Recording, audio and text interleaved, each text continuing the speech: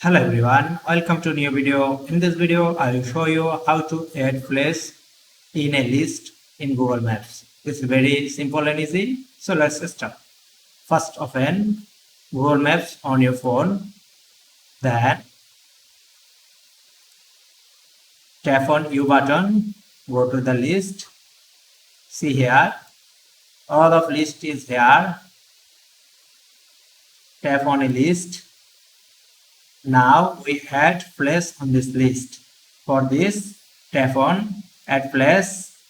See here you can search a list to add list, or also you can another option select map, or also you can tap on map. See here map is appear here. Now select a place to add on list. Select this and then tap on OK. See here the list is added. See again, you can search here and then tap a place from here. See here another place is added. With these two methods, you can add place in list.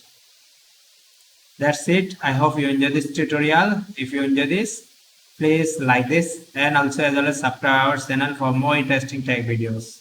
Thank you.